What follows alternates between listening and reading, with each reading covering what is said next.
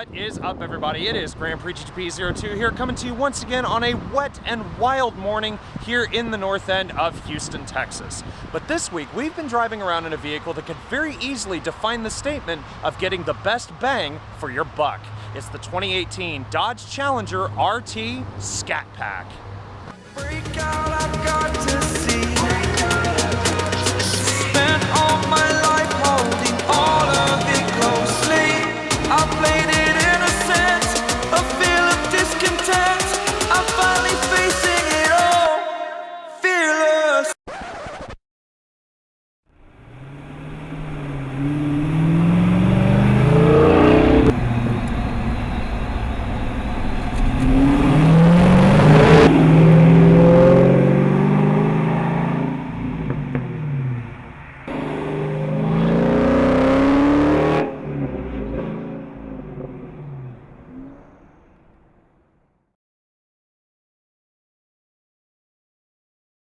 All right, everyone, so let's get to it, and we start with what matters most about these vehicles, which is the engine.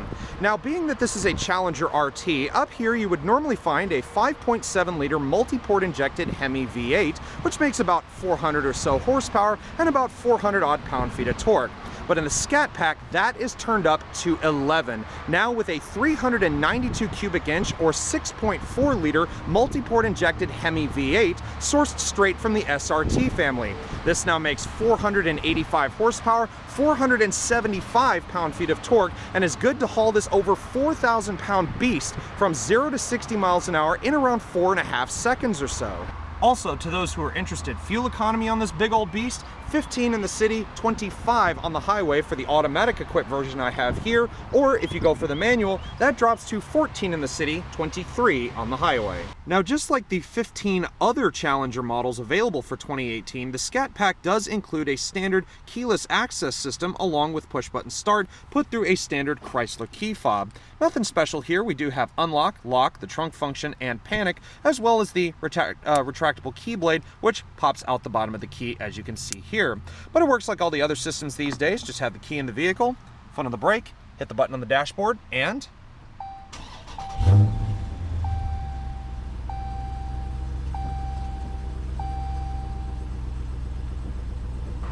now, from an exterior design perspective, regardless of which of the 16 different trim levels you go with for the 2018 Challenger, this is by far and away the most classically styled modern-day muscle car you will ever find anywhere. But perhaps the most attractive thing to me about this particular example today is not this screaming bright yellow jacket exterior, or perhaps the fact it does 0 to 60 in 4.5 seconds or so. It's actually the price tag. The base price of a 2018 Challenger RT Scat Pack with the manual transmission, $38,995. With all of the options on my particular tester today, including the Sound Group 2 package, available navigation, and the upgraded automatic transmission, it comes to still a very reasonable $43,280 as tested here. Now, even though my tester here today is not the most expensive Challenger of the breed, it still does have quite a lot to say for itself. And we begin here at the front with the most classically designed fascia I've ever seen on any muscle car. Again, this design is just so timeless, you could not mistake it for anything else. Now, on the Scat Pack here, on my particular tester at least, we do have these LED headlight rings going around the inner and outer housings. It does have automatic halogen projector headlights as standard. However, I do believe you can upgrade those to HIDs. You do have things such as the fully refreshed grille, a part of the upgrade that was done back in 2015, as well as other things like the projector fog lights down below and a nice large chin spoiler to finish off the front end. Now, when it comes to what you're rolling on, the Scat Pack does actually provide a nice bit of eye candy in the form of these beautiful 20 by 9 inch standard aluminum alloy wheels. Now, what I love about these is, first off, the black accents. I love how it contrasts with some brighter colors, again, like the yellow jacket exterior on my tester here today. But just, they look great in their own way, and they are wrapped in 245/45 series Goodyear Eagle F1 tires. Now, behind that, we do have a short long arm suspension setup in the front and a multi-link suspension setup in the rear, along with 14.2 inch ventilated discs up front from Brembo and 13.8 inch discs in the rear. Now from a side perspective, it's pretty clear to see that the Challenger is still very much a big old girl. Again, 4,232 pounds is tested here and a length from nose to tail of 197.9 inches long, which, if you think about it, is about as long as some of today's modern crossovers, which is insane for a two-door muscle car. But continuing on with the exterior features, I really love the power bulge in the hoods of these Challengers. Doesn't matter whether you go for an SXT or you go all the way up to the Demon, there is some kind of big bulge in the hood letting you know that there's some kind of monster power plant living underneath. Now, moving down to the side, and excuse the dirt because it's wet out here today, we do have the signature Scat Pack badge, harkening back to the days of the Super Bee and the Rumble Bee trim levels of the 60s and 70s. I really do love that design, and you'll find more of this theme once we visit the interior. Now, moving down the side, it's pretty typical Challenger equipment. You have body-colored side view mirrors, no blind spot monitoring on my particular tester, although I do believe it is an option. They are power adjustable, as you can probably guess. And also, as an available option, although my tester doesn't have it, you can also get the usual power tilting and sliding sunroof. Now, coming towards the Scat Pack's posterior, one of the things that I have to make mention of again are these blind spots. Again, this is how they did it in the 70s, and it's how they're going to do it today. But again, just like the Hellcat that I tested a couple of months ago, these C-pillars have provided a monster blind spot in terms of rearward visibility.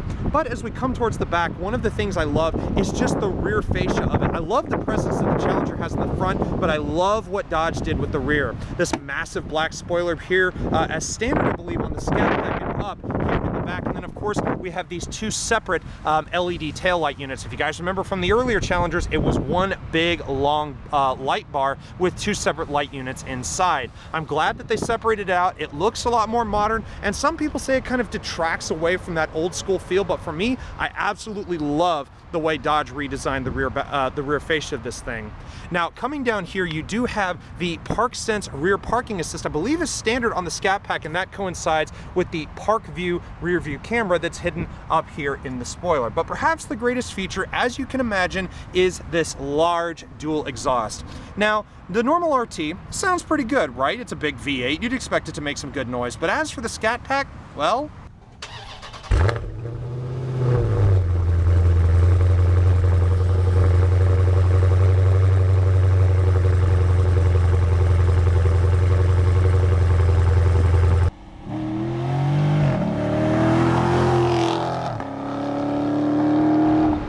now, finishing things up here on the exterior, there are a couple of other little things I'd like to touch on. The first and foremost being, of course, the signature fuel filler door here in the back, which at a week-long testing average of about 16.5 miles per gallon that we've gotten in mixed driving conditions, we've had to do this little number, open and close, at least a couple of times to keep this bad boy running. But aside from the exterior, what about the inside? What has changed there for the Scat Pack? Well, let's open the door and find out.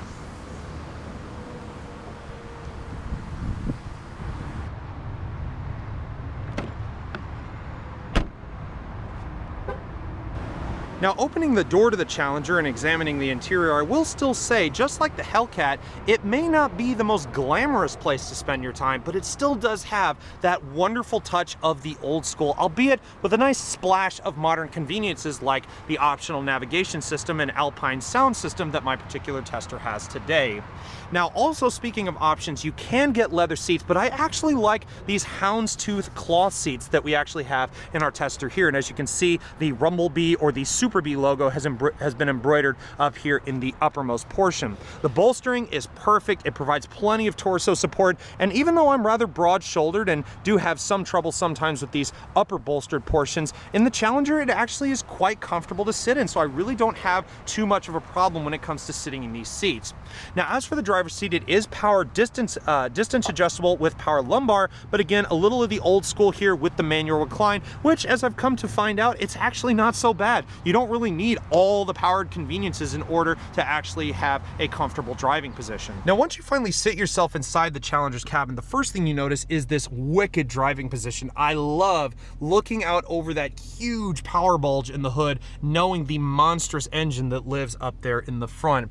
But once you start to look around the cabin, you'll notice, at least for me, it is the perfect combination of the old and the new school. It has the old school feel with things like the twin tachometer and speedometer up there, but it is splashed with so much of today's modern technology, things like the LCD information display up there, and then of course this prominent 8.4-inch Uconnect display with available navigation, which we'll talk about here more in just a minute.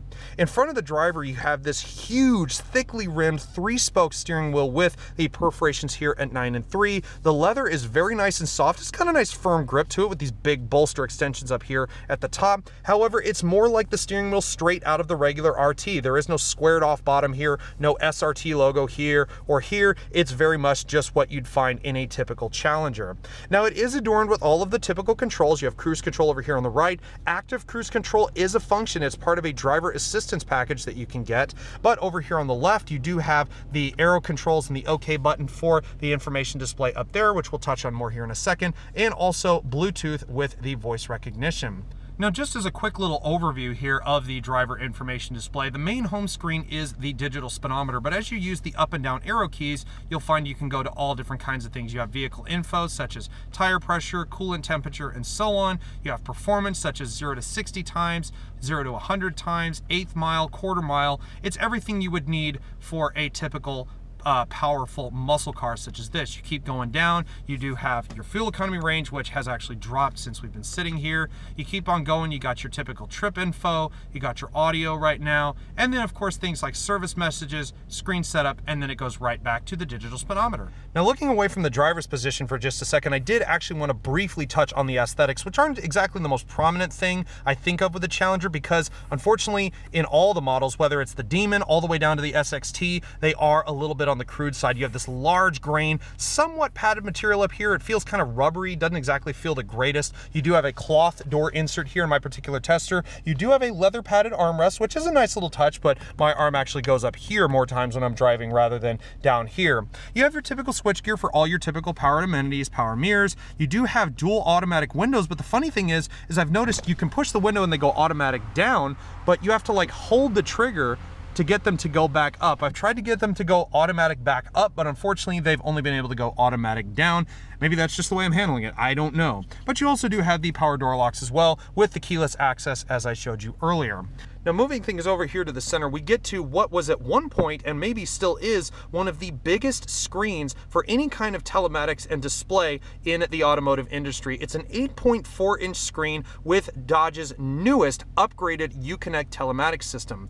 Now, the big upgrades that you're going to notice are things such as the controls down here, also the navigation screen. It's still, I believe, powered by Garmin, but at the same time, the graphics are much better. The touch response is fantastic. It's real easy to use, real easy to work with, and it just feels so much better than the dated Garmin systems that were being used by Dodge and Chrysler for the longest time. You can go straight to your Uconnect apps, things like the mirror dimmer, performance pages, Android Auto and Apple CarPlay are available in this. I know because I plugged my phone in and Android Auto automatically came up. You do have Bluetooth media streaming and Sirius XM satellite radio as well. And speaking of that radio, with my particular tester having the available Sound Group 2 package, that includes a 506 watt amplifier and a 9-speaker Alpine performance audio system. And I will say, as far as stereo systems go, even though it's not the upgraded Harman Kardon system that you can get, it still does pack a pretty hefty punch.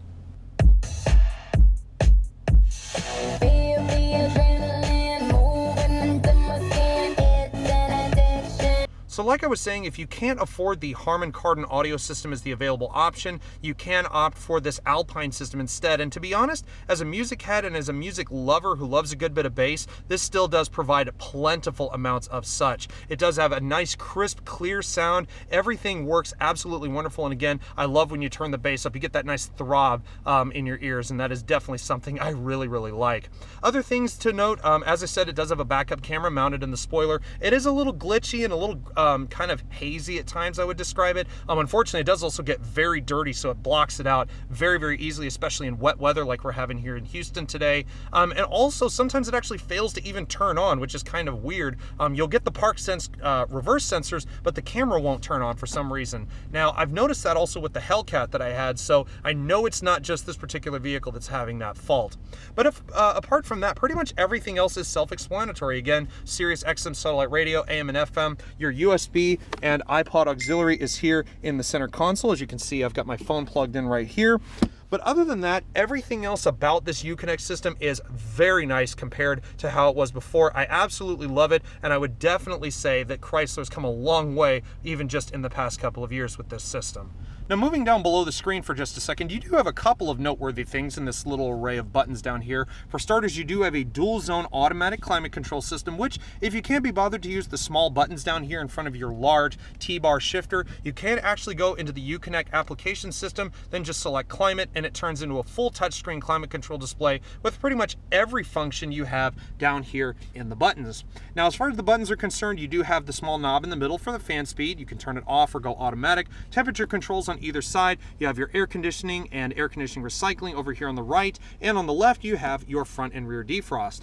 But then you move up here to this upper array of buttons. Now, you do have your volume and power button, as well as your tuning and scroll button, but then you have a couple of buttons in here which are pretty noteworthy. For starters, the screen off button, you just simply touch it and it turns your screen off. Then you just simply touch the screen and it turns right back on. You can mute the radio, you have your hazards, you have the button to turn off the rear park assist and traction control, or at least turn the traction control into what they call sport mode. But then, speaking of that, you do have the sport mode here, which once you push it, the little green checkered flag appears up here in the upper right hand corner of your display, which means that suddenly the shift times are sharpened, the throttle response is sharpened, and basically the whole car is tightened up to provide the best performance possible. But you can heighten that even more by pushing the button here labeled Super Track Pack. Push that, you actually can activate things such as your sport mode, default mode. It shows you the current mode of the vehicle, and better yet, you have launch control. A feature normally reserved for SRT vehicles is now available on this under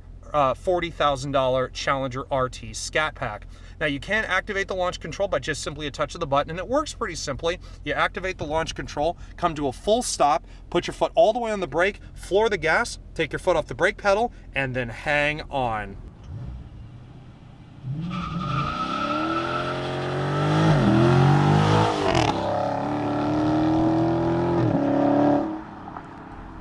Now, keeping in the theme of performance, the Challenger Scat Pack is available with two separate transmissions. The standard car, or the more basic one, comes with the Tremec 6-speed manual transmission. However, as equipped on my tester here for an extra $1,500, you can get the electronically controlled 8-speed torque flight automatic transmission with this wonderful T-bar shifter. I just love it. There's no small little knob to grab. You got this big chunky T-bar to grab with the nice little button here on the side. As you can see, it does have the manual mode, which coincides with the paddle shifters up here. You just push up to go down a gear and pull back to go up a gear. And then, of course, as I said, it does come with the backup camera as well.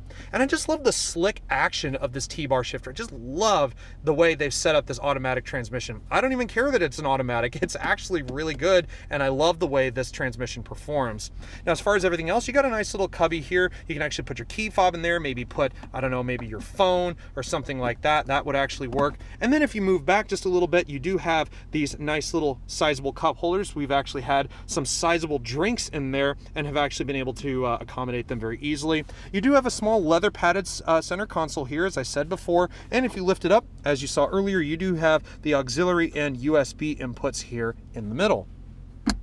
Now, with the Challenger being as big of a car as it is, getting into the back seats is actually not too difficult of a challenge. You just simply slide the passenger seat forward for the easiest access.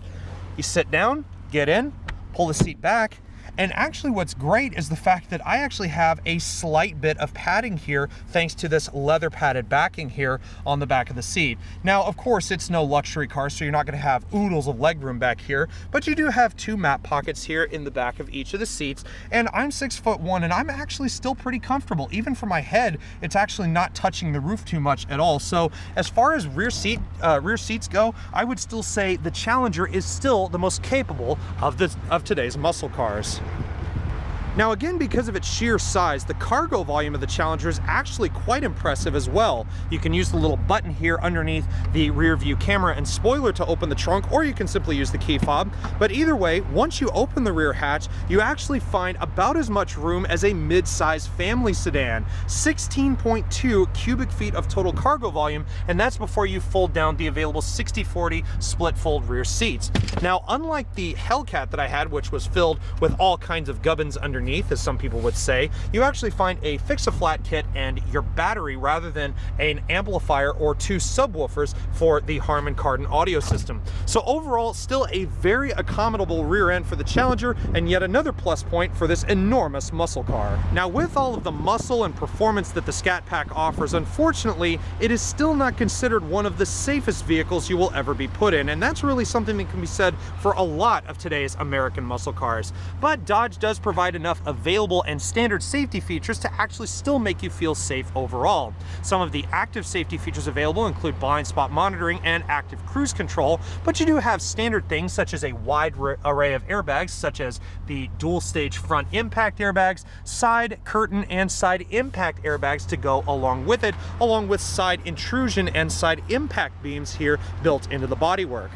But as you get into the passenger side, it's just like it was over on the driver's side. Still enormous amounts of comfort in here. You actually have a nice little mesh pocket. My girlfriend actually found out that she can actually put her phone here and I can have mine here too, which is great. You actually have an extra little bit of storage there. Something I don't think, nope, it's not over there on the driver's side. But as far as the glove box, there's really not much to talk about in here. Just a few little odds and ends, and of course your reading materials in case you want something to put you to sleep at night. But in the end, the Challenger has always and still will be my favorite of today's modern American muscle cars. And having this Scat Pack for a week, aside from the fact I've already had a Hellcat in my possession for a week, this thing just reminds me once again why I love the Challenger so much. And again, I cannot thank Dodge enough for providing us with this insane muscle car once again.